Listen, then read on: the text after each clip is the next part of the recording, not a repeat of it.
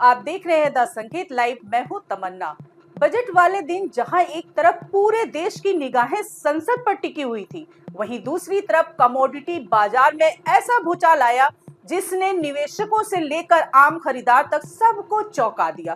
क्योंकि लगातार दूसरे दिन सोने और चांदी की कीमतों में ऐसी ऐतिहासिक गिरावट देखने को मिली है जिसने सारे रिकॉर्ड तोड़ दिए हैं। जो सोना और चांदी कुछ ही दिन पहले आसमान छू रहे थे, वही आज यानी 1 फरवरी को बजट पेश होने के बाद धड़ाम से नीचे आ गिरे। वायदा बाजार में मचे इस कोहराम ने कीमतों की रिकॉर्ड स्तर से काफी नीचे ला दिया है और बाजार का पूरा गणित बिगाड़ दिया है। अगर आंकड़ों की बात करें तो तस्वीर बेहद चौंकाने वाली है। 29 जनवरी को चांदी जहां करीब 4,01,000 रुपए प्रति किलो के स्तर पर पहुंच गई थी, वहीं आज लुढ़क कर करीब 2,66,000 रुपए प्रति किलो पर ट्रेंड कर रही है। यानी महज कुछ दिनों में चांदी करीब 1,36,000 रुपए प्रति किलो तक सस्ती हो गई है। इसी तरह सोने की बात करें तो 29 जनवरी को जो सोना 1,69,000 रुपए के स्तर तक पहुंच गया था, वही आज वायदा बाजार में करीब 1,38,000 रुपए के आसपास कारोबार कर रहा है और आज 10 ग्राम सोने का भाव गिरकर करीब 1,46,000 रुपए पर आ गया है। यानी सिर्फ 2 दिनों के भीतर सोने के दाम में 30,000 रुपए से ज्यादा की भारी गिरावट दर्ज की गई है।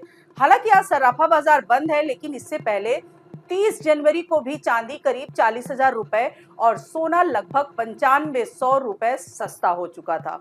वहीं सराफा बाजार के आंकड़ों के मुताबिक 24 कैरेट सोने का भाव करीब 1,65,000 रुपए और चांदी करीब 3,39,000 रुपए प्रति किलो के स्तर पर आ चुकी है। अब सवाल उठता है कि आखिर इतनी बड़ी गिरावट क्यों आई? बाजार में इस सुनामी के पीछे 2 बड़े कारण माने जा रहे हैं। पहला, जबरदस्त प्रॉफिट बुकिंग।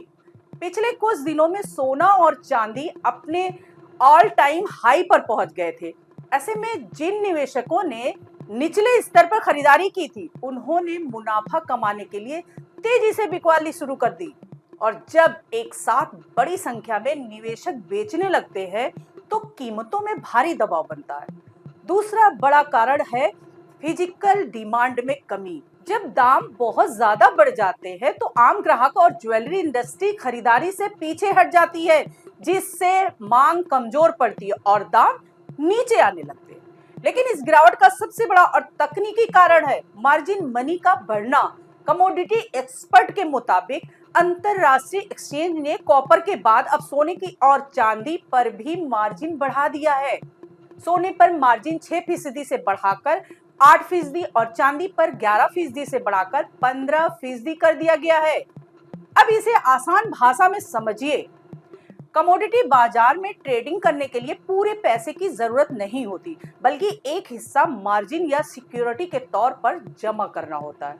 जब एक्सचेंज मार्जिन बढ़ा देता है तो ट्रेडर्स को अपनी पुरानी पोजीशन बनाए रखने के लिए ज्यादा पैसा लगाना पड़ता है, लेकिन हर किसी के पास तुरंत अतिरिक्त कैश नहीं होता। इसलिए मजबूरी में उन्हें अपनी पोजीशन बेचनी पड़ती, यानी सोना और चांदी बेचनी पड़ती है। और जब एक साथ बड़ी संख्या में बिकवाली होती है तो कीमतें ताश के पत्तों की तरह गिरने लगती है। यही वजह है कि सोने और चांदी में इतनी तेज गिरावट देखने को मिल रही है। और एक्सपर्ट का कहना है कि जब तक मार्जिन बढ़ा हुआ रहेगा, तब तक कीमतों पर दबाव बना रह सकता है। अब सवाल ये है कि आम आदमी और निवेशक क्या करें? जिन लोगों को शादी या जरूरत के लिए सोना खरीदना था, उनके लिए यह गिरावट एक मौका हो सकती है, लेकिन निवेशकों को बहुत सतर्क रहने की जरूरत है, क्योंकि बाजार अभी बेहद अस्थिर है।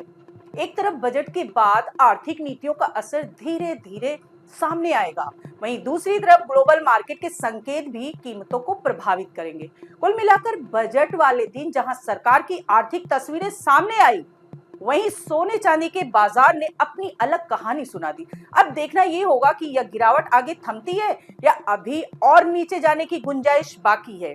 आप इस गिरावट को कैसे देखते हैं? क्या यह खरीदारी का सही मौका है या और इंतजार करना चाहिए? अपनी राय हमें कमेंट में जरूर बताइए और ऐसे ही हर बड़ी खबर के गहरे विश्लेषण के लिए द संकेत लाइव को सब्सक्राइब जरूर कीजिए। आज के लिए इतना ही। नमस्कार दोस्तों।